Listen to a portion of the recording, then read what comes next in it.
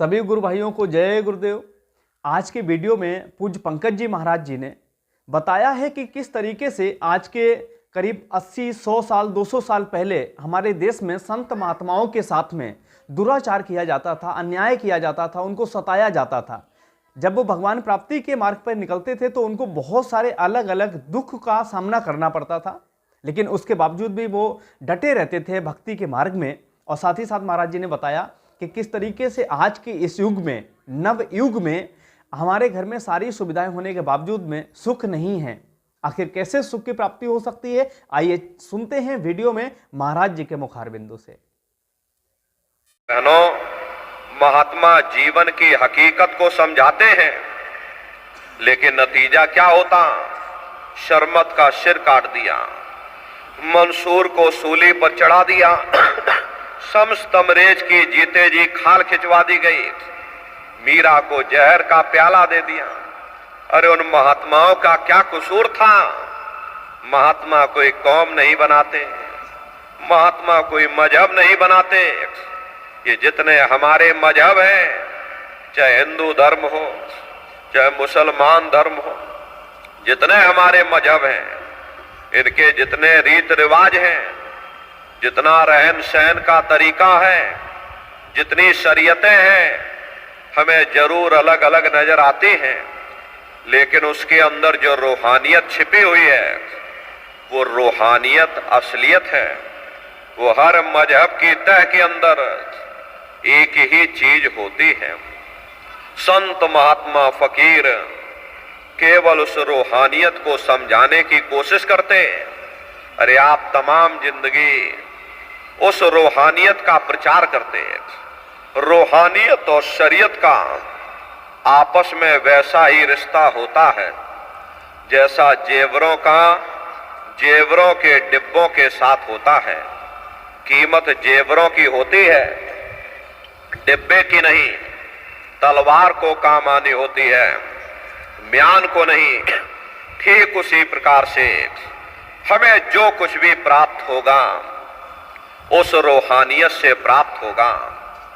जब हम रूहानियत से दूर हो जाते हैं तब आहिस्ता आहिस्ता हम शरीयत के कैदी बन जाते हैं, शरीयत के गुलाम बन जाते हैं। वह शरीयत धर्म के ठेकेदारों के हाथों में चली जाती, वे हमें बाहर मुखी कर देते, कर्म कांडों में उलझा देते। न किसी को रूहानियत की समझ होती है, ना ही कोई समझाने की कोशिश करता।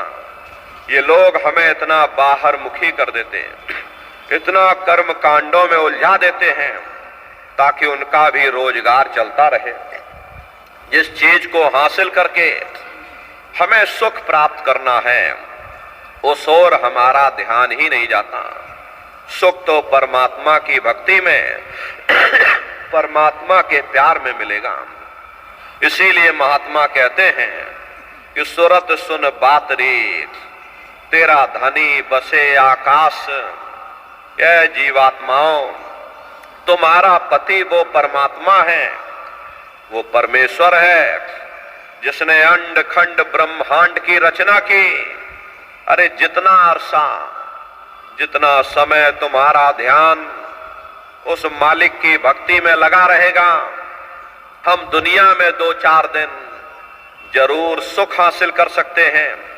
अगर तुम सुख पाना चाहते हो, बने रहिए वीडियो में, क्योंकि अभी महाराज जी सत्संग का मेन जो सार है वो बताना बाकी है। आइए सुनते हैं। अगर तुम शांति पाना चाहते हो तो उस परमात्मा की भक्ति करो। प्रेमी भाई बहनों, इस नासवान जगत में न कभी किसी को सुख मिला और ना ही कभी भविष्य में मिल सकता। हम लोग सुख के पीछे दौड़ते रहते हैं कि कहीं किसी जगह हमको सुख मिल जाए, कहीं किसी जगह हमको शांति मिल जाए।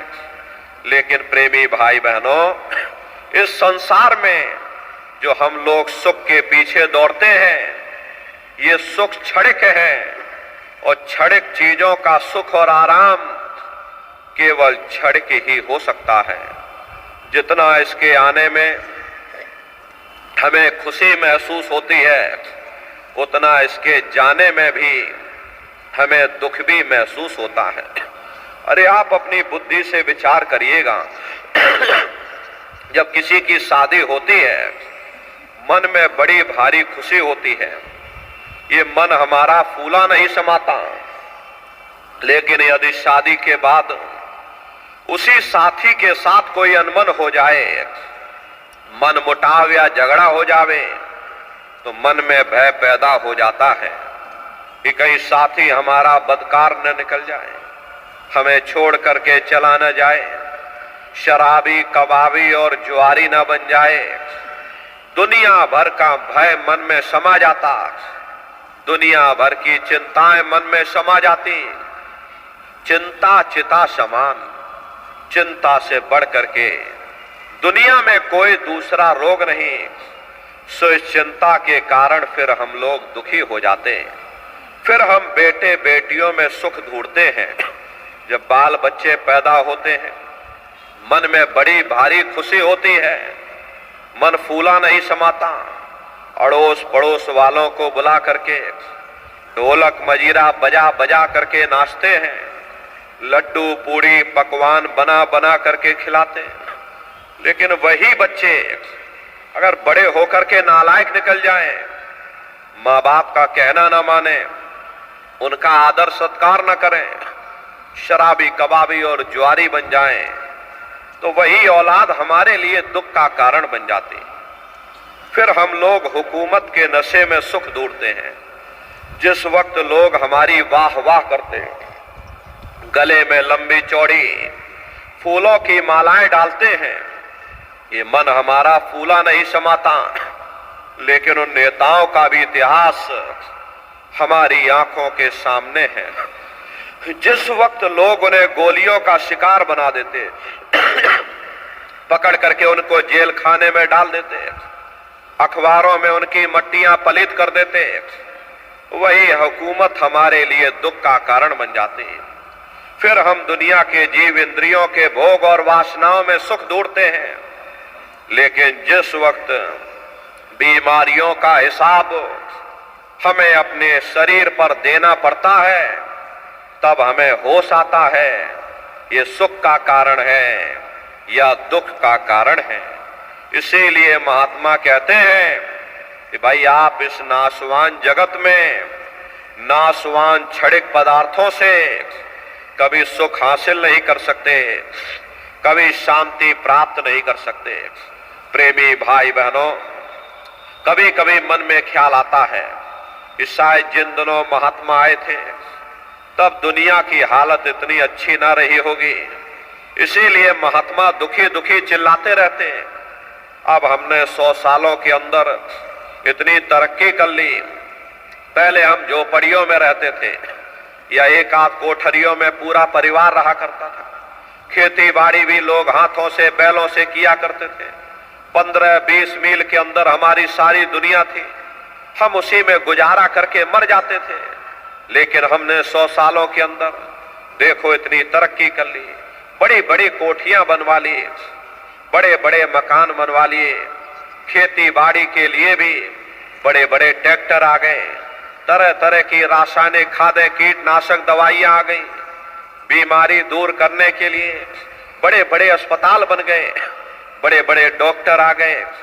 फिर भी महात्मा हमें दुखी क्यों कहते हैं? जब हमने इतनी तरक्की कर ली, 100 सालों के अंदर हमने इतना विकास कर लिया, फिर भी आखिर हम दुखी क्यों हैं? महात्मा हमें दुखी क्यों कहते हैं? प्रेमी भाई बहनों, आप अपनी बुद्धि से जरा विचार करिएगा।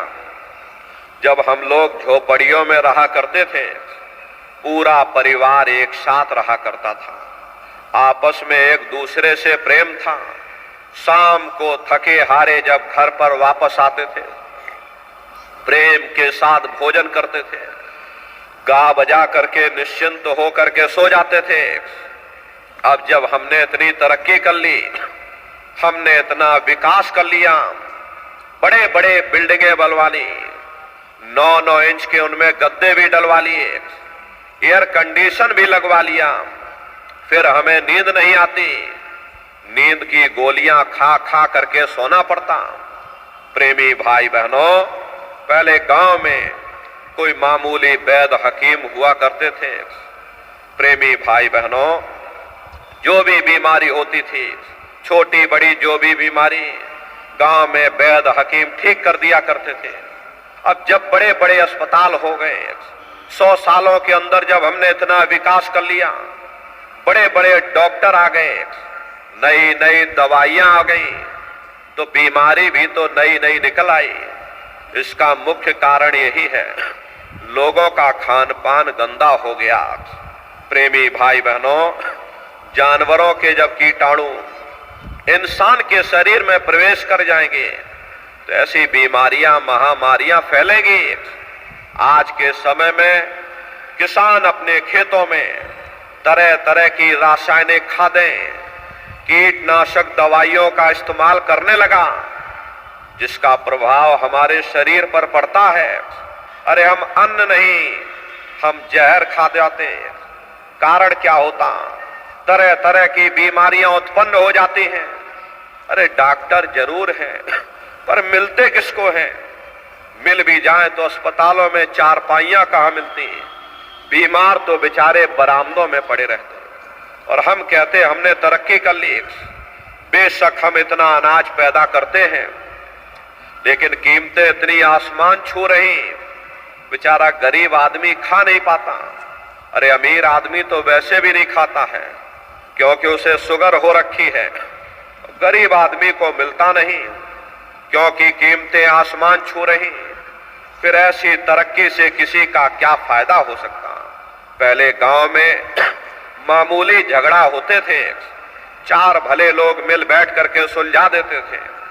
अब आप मुकदमा करके देख लो, क्या मजाल 20-25 साल से पहले आपको कोई फैसला मिल जाए। अरे कचहरियों में जाकर देखो, तीर्थों की तरह जमघट लगा हुआ, मानो कोई बहुत बड़ा तीर्थ स्थान हो। किसी से आप पूछ करके देखिएगा, किसी को फुर्सत नहीं है। डॉक्टर को फुर्सत नहीं, कारखानेदार को फुर्सत नहीं, वकील को फुर्सत नहीं, जज को फुर्सत नहीं, उद्योगपतियों को फुर्सत नहीं। सबके चेहरे पर चिंता और तनाव की लकीरें हैं। फिर ऐसी तरक्की से किसी का क्या फायदा हो सकता? प्रेमी भाई बहनों, ये तरक्की का कसूर नहीं है, ये हमारा अपना कसूर है। हम उन चीजों के कैदी बन गए। ये चीजें हमारे लिए बनी थी, ना कि हम उनके लिए बने थे। हम मशीनों के पुर्जे बन गए और मशीनों के मालिक ना बन सके। हमको मालिक बनना चाहिए था। सबको रोटी मिलनी चाहिए थी, सबको कपड़ा मिलना चाहिए था, सबको मकान मिलना चाहिए था, सबका मन निश्चिंत होना चाहिए था, घर में माँ बाप का सम्मान होना चाहिए था, समाज में प्रेम और सद्भाव की भावना रहनी चाहिए थी। यही तो जीवन में हर इंसान मांगता है। अगर जीवन में कीमतें और कदरें ना रही, फिर ऐसी तरक्की से किसी का क्या फायदा हो सकता? यदि हमारा सत्संग वीडियो आप सभी गुरु भाइयों को अच्छा लगा है तो हमारे चैनल को सब्सक्राइब कर लीजिए, ताकि और भी बहुत सारे सत्संग से जुड़े हुए वीडियोज आप सभी गुरु भाइयों तक मैं पहुंचा सकूं।